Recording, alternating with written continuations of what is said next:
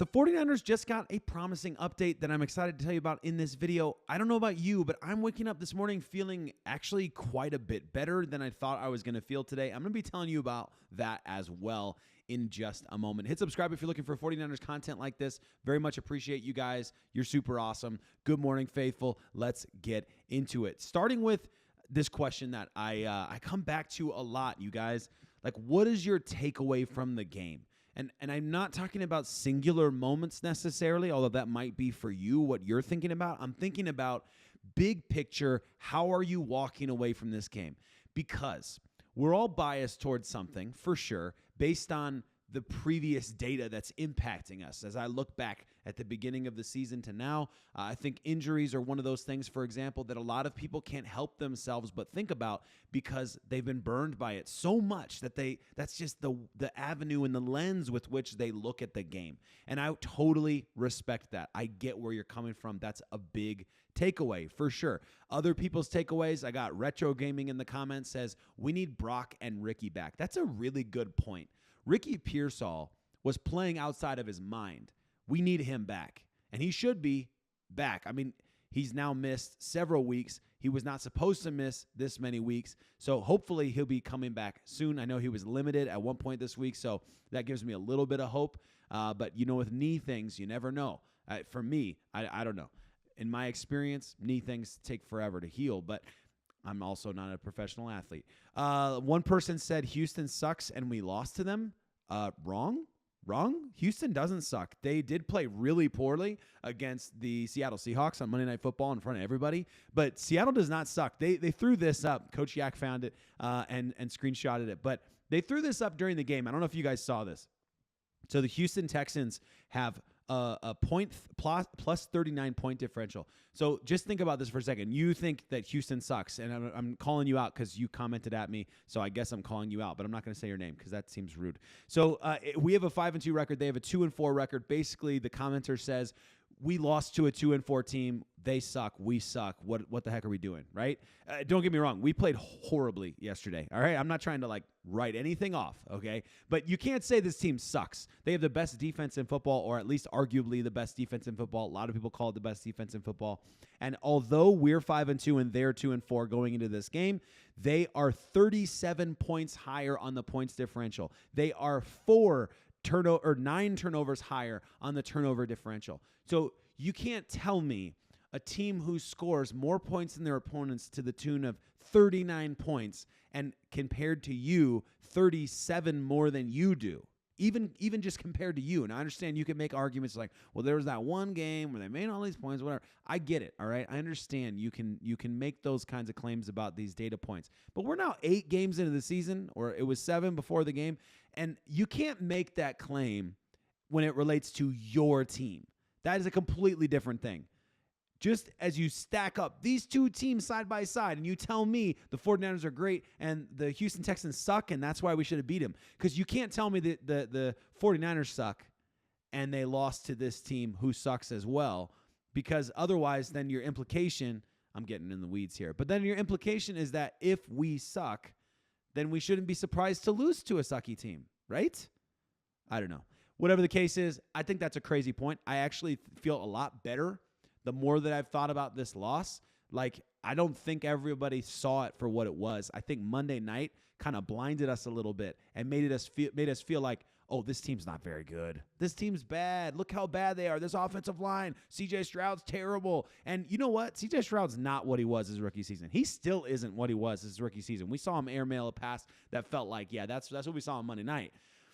But they ran a very efficient offense. They ran an offense that was simple. They got the ball out of their hands very quickly a lot of the time. And when they didn't get their ball out of their hands very quickly, they pass protected better than I've seen them pass protect this season. And I don't watch them every week, so maybe there's other weeks where they've done that. But from what I've seen, that's the best pass protection I've seen them provide. So, look, this is not I'm just saying it. Like, this is not a bad team. You can disagree. That's fine. I don't think this Houston Texans team is a bad team. I think they're better than their record suggests, but whatever. One person said Houston sucks. Oh, I already said that one. Several pointed out that the offensive line being awful against good defensive line play. Okay, I think that's completely fair. anytime our offensive line has gone up against a good defensive line, we looked a little suspect for sure. Many just saying that the trenches in general were just awful, and I think that's a better take. The trenches were awful. We just had a bad day in the office. But I've got some morning juice for you this morning, and I'm not talking about this coffee or Kyle Juszczyk. I've got other things that I'm talking about here. Starting with this, the good news is that Sunday's injuries, says Vic Tafur of The Athletic, don't seem like they're serious long-term issues. And that easy schedule everyone talked about in the spring and summer finally kicks in. Only one of the 49ers' next 6 opponents has a winning record, and 4 have 2 wins or fewer. Dude, this is crazy. This is a really good point from Vic Tafur. The 49ers' injuries, not being super serious, is not news to us because of what Kyle Shanahan said last night. I think that's not news to us, but we also don't really know until later today. As I'm recording this on Monday morning, we don't know until later today what the injuries will really be like. And we're always bound to have an injury pop up that we didn't hear about on Sunday night that we hear about on Monday night. So who knows? We'll wait and see on the injury bug. But the point of going back to the schedule as it's opening up for the 49ers right now is really a really good one. Because as you're thinking about guys coming back from injury and this schedule just being able to kind of help you build some makeshift cardboard bridges from one week to the next until we get our team more healthy. We're never going to be fully healthy without Fred Warner, Nick Bosa. Like, that's done. That was gone a long time ago. But we can still get some guys back, like Brandon Aiyuk, like Ricky Pearsall, Brock Purdy. No offense to Mac Jones. You guys, like, I've been trying to say this every single week with Mac Jones. I like Mac Jones. And in fact, one of those he escapes the pocket, he runs up the middle, and he goes for like 12 yards, I think. He looked fast. There was one play where he looked fast, but the guy's just not super mobile. He had a sack. I'm just screaming at the television because he's basically I think it was Colton McKivitz gets pushed back a little bit, and he kind of runs into Colton McKivitz. Whatever the case, like, Brock Purdy doesn't do that, right? Any mobile quarterback doesn't do that. And I'm not saying Brock Purdy would solve all of our problems, but I think he gives us a better chance to win. That's all I was going to say. Some other cool things that came out of the game yesterday. Like, this comes from 49ers Web Zone covered it, but it came from the 49ers media team. 49ers players to reach 1,000 yards from scrimmage in the first 8 games of a season in franchise history. There's 5 guys on the list. Roger Craig, of course, on there twice. But Christian McCaffrey just made that list here in 2025. How cool is that? How cool is that? Christian McCaffrey up there with some special names on that list. My personal favorite, Frank Gore, of course, Garrison Hurst, Roger Craig already mentioned him. This is pretty cool, right? This is pretty cool. Good for Christian McCaffrey. He deserves that. Another one that was a big milestone. Fewest games to reach 5,000 reception yards by a running back in NFL history. Christian McCaffrey just ranked 2 in the NFL in the fewest games to reach 5,000 yards, ahead of Marshall Faulk. That's pretty crazy. That's pretty wild, and that's a cool little stat that Christian McCaffrey can hold on to, that he earned it. He deserves it. Quick pause in the video so I can tell you about a message from my partners over at DraftKings Sportsbook. They want to give new customers today a very unique opportunity that I think you're going to want to hear about. New customers can sign up today, place a $5 bet, and get $300 in bonus bets if your bet wins. Plus, they're throwing in 3 months of NBA League Pass 2. You can lock in that offer right now using my promo code STSF.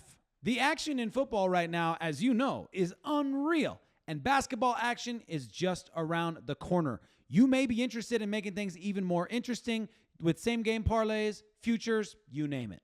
Your favorite players are taking to the gridiron and throwing it down on the court, and I'm sure you're going to be excited about every single second of it. And whether you're looking ahead to the most electric matchups or if you're getting in the middle of the action, the only sportsbook you need right now is DraftKings Sportsbook. Using my promo code STSF, you can turn $5 into $300 if your bet wins, paid instantly in bonus bets. Plus, DraftKings is going to throw on top of that 3 months of NBA League Pass.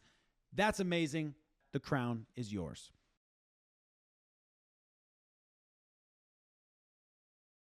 Tatum Bethune recorded a career-high 14 tackles yesterday. His 14 tackles marked the most in a game by a 49ers player since Fred Warner recorded 15 tackles versus the Rams last year. That's pretty special. That's another one. Like, again, Tatum Bethune was not perfect yesterday. There was a couple, there were, I'm not exactly sure who to blame in a couple of those coverage breakdowns or coverage mess-ups, but Tatum Bethune was one of them that I had. D. Winters was one of them I was looking at. Like, I think that was your fault, but I'm not 100% sure how you guys were setting up against that play until we have to watch the film back, I guess, and then make a more educated guess, but I still wouldn't know even if I did that. The bottom line is, Tatum Bethune was everywhere. He was everywhere during moments of that game, and so you got to give credit to the team. They did not play well, but they did the best that they could. Darn it, they played with some serious heart out there for good portions of it, and they had no help, man. They had no help from the offense. They were going up. They were exhausted. And for them to stick in there for 10 drives of absolute, most of them long drives, painful drives, to stick in there and hold the team to field goals during drives when I can't even believe they had any energy left.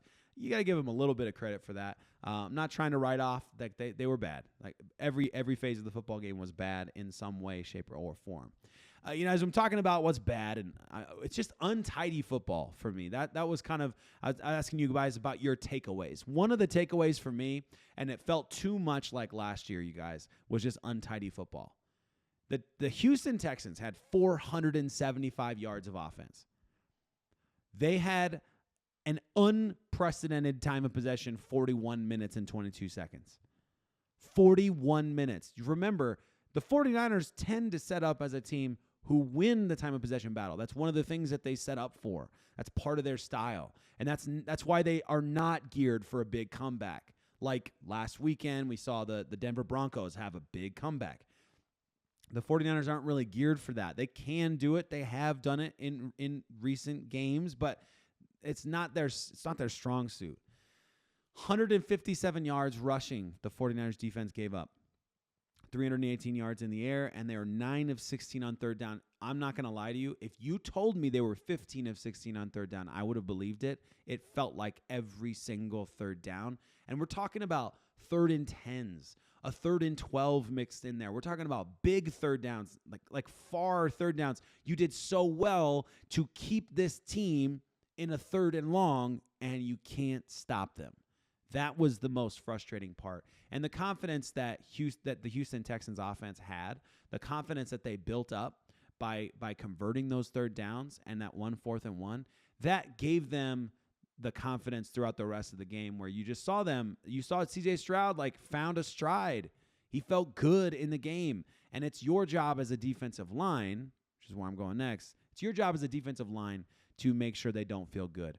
And that's what brings me to what I'm going to call bias toward action. You've probably heard that phrase before, Bias toward action is not really, I'm using it kind of in a different way in this scenario. But Matt Barrows, along with many other reporters, their big takeaway from what I can tell after the game yesterday is that the 49ers need to get active. That they have no excuse today to not go out there and try and get somebody on the phone right now and bring them in. They have to be, I'm sensing a bias toward action in the fan base among reporters. And this is a fair point from Matt Barrows. I've got a couple little clips here, but I encourage you to go check out the full article from The Athletic because this is Matt Barrows' work, and I don't want to take it. The 49ers are on pace for 19 sacks this season. Remember, just a couple seasons ago, Nick Bosa had 18.5 by himself. So, yeah, that's pretty wild. Pretty wild. That's our pace right now, is to match Nick Bosa's one season. Anyway, without Bosa, ACL, and no two pass rushers, number 2 pass rusher Bryce Huff, the results were predictable. In Houston, Stroud, who last week completed just 46.9% of his passes in a loss to Seattle Seahawks, had 76.9% completion percentage to go along with 318 yards and 2 touchdowns.